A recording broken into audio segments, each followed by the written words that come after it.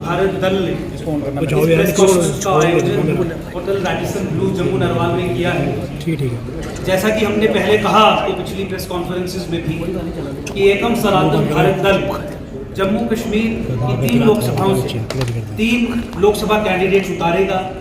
तो आज उन्हीं लोकसभा कैंडिडेट्स के नाम की घोषणा करने के लिए आज की प्रेस कॉन्फ्रेंस आयोजित की गई है और मीडिया के मित्रों को बुलाया है।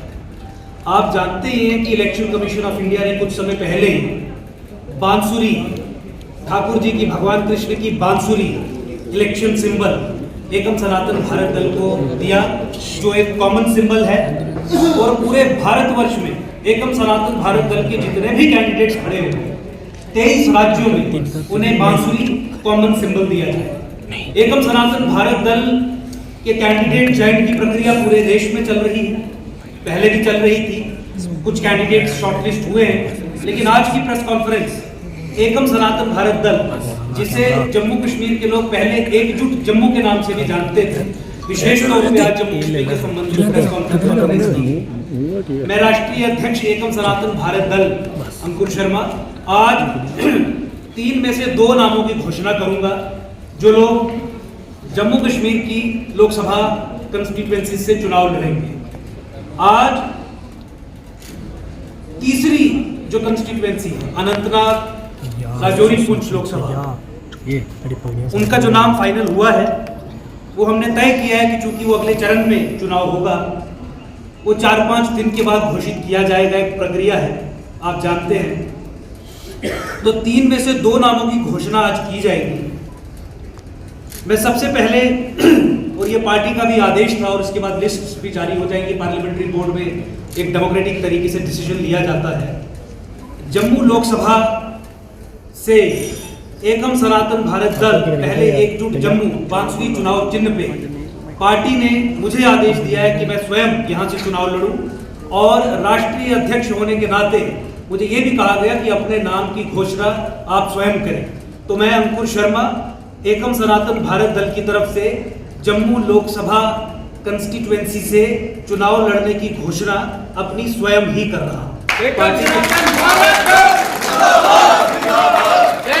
तरीके से परिवर्तन होगा। दूसरे कैंडिडेट का नाम भी मैं आपको बताना चाहूंगा, वो मंच पे ही है।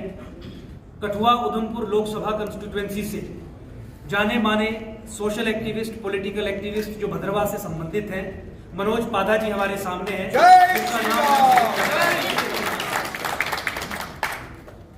रिजल्ट की कोई चिंता नहीं, बस एक जिद है कि जब जम्मू संभाग के लोगों के सामने कोई विकल्प नहीं, सर्वाइवल और एग्जिस्टेंस के मामले हैं, तो उस समय क्या किया जाए। तो एक विकल्प बनाने की प्रक्रिया में भागीदार बना जाए। विकल्प बनाने का काम कोई बाहर से आके नहीं करेगा, विकल्प बनाने का काम हमें ही करना था। हमने आज ये विकल्प बनाने का प्रयास किया है। पूर्व में भी आप जानते हैं कि चाहे रोशनी से संबंधित डेमोग्राफिक चेंजेस की बात हो, 370-35 को खत्म करने की बात हो, तमाम कश्मीर बेस्ड पॉलिटिकल पार्टीज जिन्होंने जम्मू संभाग के खिलाफ नीतियां बनाई, उन नीतियों को ध्वस्त करवाने की बात हो, रसाना केस में सीबीआई इंक्वायरी से संबंधित जो पॉलिटिकल और लीगल मूवमेंट चली उसमें पार्टिसिपेशन की बात हो, हमेशा से एकजुट जम्मू अब एकम सनातन भारत दल के कार्यकर्ता स्वयं मैं प्रथम पंक्ति में आपको दिखे थे। ये जानते ही हैं कि एकम सनातन भारत दल या एकजुट जम्मू संभाग के राजनीतिक सशक्तिकरण की लड़ाई कई दशकों से लड़ रहा है। आप ये जानते ही हैं कि एकजुट जम्मू जो अब राष्ट्रीय स्तर पे जाके एकम सनातन भारत दल बना, इसने उस कॉन्ट्रैक्ट को, उस अंडरस्टैंडिंग को चुनौती देने का काम किया जो दिल्ली और कश्मीरी एस्टैब्लिशमेंट के बीच में थी, और जिस अंडरस्टैंडिंग और कॉन्ट्रैक्ट के चलते जम्मू संभाग को एक सेकेंड ऑर्डर स्टेटस में रख दिया गया था। जम्मू संभाग को कश्मीर का एक गुलाम बना के रख दिया गया था। जम्मू संभाग के 10 जिलों को कश्मीर की एक कॉलोनी मात्र बना के रख दिया गया। 1947 से चला रहा वो कॉन्ट्रैक्ट जो स्टेट ऑफ इंडिया, भारत की राज्य सत्ता, जिसे दिल्ली में केंद्रीय सरकार रिप्रेजेंट करती है, और कश्मीर की खास तौर पे मैं ये कहना चाहूंगा, अंडरलाइन करके ये शब्द, मुस्लिम एस्टैब्लिशमेंट के साथ था। उस कॉन्ट्रैक्ट को ध्वस्त करने के लिए एकजुट जम्मू और एकम सनातन भारत दल ने आगे कदम उठाया है। लोकतांत्रिक व्यवस्था में एक पॉलिटिकल सेटअप में, कॉन्स्टिट्यूशनल डेमोक्रेसी में राजनीति के माध्यम के अलावा दूसरा कोई माध्यम नहीं है कि आप नीतियों में परिवर्तन ला सकें। राजनीति के माध्यम के अलावा दूसरा कोई माध्यम नहीं है कि आप व्यवस्था में परिवर्तन ला सकें। उसी व्यवस्था परिवर्तन के लिए, राजनीति में बदलाव लाने के लिए एकम सनातन भारत दल एक रीजनल, अब पैन इंडिया नेशनल, आइडियोलॉजिकल, वैचारिक विकल्प बन के आपके सामने उभरा है। और आज जम्मू संभाग के लोगों की दिलों की वो आवाज कि हमें विकल्प चाहिए। कांग्रेस को बदला 2014 में, भाजपा आ गई, भाजपा ने त्रस्त कर दिया। कांग्रेस भाजपा दोनों का विकल्प चाहिए। उस विकल्प के रूप में एकम सनातन भारत दल जम्मू संभाग और पूरे देश के लोगों के सामने है। जम्मू संभाग के लोगों से यह ठहास किया जाता था, मजाक उड़ाया जाता था, सवाल पूछा जाता था कि तुम हमें वोट नहीं दोगे तो किसे दोगे। आप जानते हैं भाजपा ने लगातार ये कटाक्ष जम्मू संभाग के लोगों पे किया।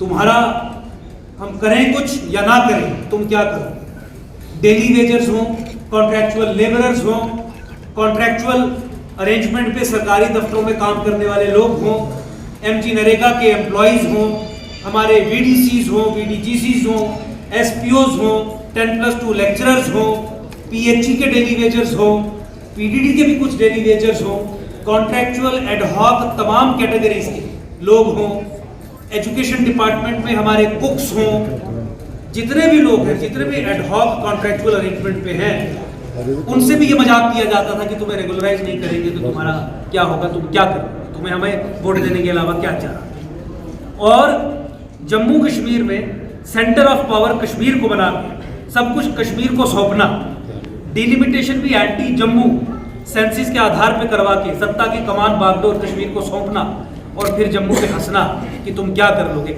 आज उसी का जवाब देने के लिए हमने अपने कंधों पे ये जिम्मेवारी उठाई कि एक विकल्प बनाने का काम करेंगे। और जिस तरीके से समाज में हमारी एक्सेप्टेबिलिटी बन रही है, जिस तरीके से समाज के हजारों करोड़ों लोग अब दिन प्रतिदिन पार्टी के साथ जुड़ रहे हैं, मुझे लगता है कि एक बहुत सशक्त राजनीतिक विकल्प के रूप में एकम सनातन भारत दल उभर के निकलेगा। जम्मू संभाग के लोगों के लिए काम करने वाली पॉलिटिकल पार्टी जिसका डिक्लेयर्ड ऑब्जेक्टिव है कि कश्मीर की कोई बात नहीं होगी, केवल और केवल जम्मू संभाग की बात होगी, केवल और केवल जम्मू संभाग के लोगों की बात होगी, केवल और केवल जम्मू संभाग के सशक्तिकरण की बात होगी।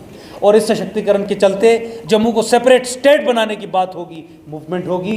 उस भूमिका में, उस पृष्ठभूमि में हम आपके सामने उपस्थित हैं। इलेक्शन कमीशन के द्वारा दिया गया ये सिंबल भगवान कृष्ण की बांसुरी सनातन पार्टी के साथ बिल्कुल सम है। इस पे मोहर लगा के, इस पे बटन दबा के ईवीएम पे यही चिन्ह आपको दिखेगा। एकम सनातन भारत दल के जो कैंडिडेट्स हैं उन्हें विजयी बनाइए। कश्मीर में हमने कोई कैंडिडेट खड़ा नहीं किया क्योंकि हमें कश्मीर की बात करनी है। हमने जम्मू संभाग की 3 लोकसभा कंस्टिट्यूएंसीज में 3 कैंडिडेट्स खड़े किए हैं। 2 की घोषणा हो गई है, तीसरे की घोषणा 4-5 दिन हफ्ते में हो जाएगी। आपसे यही निवेदन है कि बांसुरी पे मोहर लगा के, बांसुरी पे बटन दबा के एकम सनातन भारत दल के लोगों को पार्लियामेंट में भेजें, ताकि पिछले 70 सालों से जम्मू संभाग के लोगों की बात जो ना विधानसभा ना पार्लियामेंट में उठी, वो बात पार्लियामेंट में पहली बार उठे। पिछले 10 साल में भी आपने देख लिया कि जिन एमपीज को चुन के आपने दिल्ली भेजा, दोनों में से किसी एक एमपी ने भी जम्मू संभाग के लोगों की बात नहीं की। किसी ने ट्रेन चलवा दी, झूठ मूठ की, तो किसी ने सीबीआई इंक्वायरी नहीं होने दी, किसी ने जम्मू संभाग के लोगों की कोई भी मांग हो उस पर कोई विचार ही नहीं होने दिया। आज जम्मू संभाग के लोग कहते हैं कि दोनों हमारे एमपीज जो एग्जिस्टिंग हैं, जिनकी टिकट रिपीट की गई है, वो अनअप्रोचेबल है, उनसे बातचीत नहीं हो सकती। पिछले 10 साल में हमारे एरिया में नहीं आए। यही समय है परिवर्तन लाने का। और ये बांसुरी, ये फ्लूट, ये मुरली उसी परिवर्तन को रिप्रेजेंट करती है। एकम सनातन भारत दल सनातन संस्कृति, सभ्यता, धर्म के सशक्तिकरण हेतु, जम्मू संभाग के सशक्तिकरण हेतु यहाँ से लोकसभा चुनाव लड़ेगी। और मुझे पूरी उम्मीद है कि जम्मू संभाग का एक एक व्यक्ति एकम सनातन भारत दल के कैंडिडेट्स को वोट देगा और तीनों सीटों से एकम सनातन भारत दल के कैंडिडेट्स को पार्लियामेंट भेजेगा। बहुत बहुत धन्यवाद।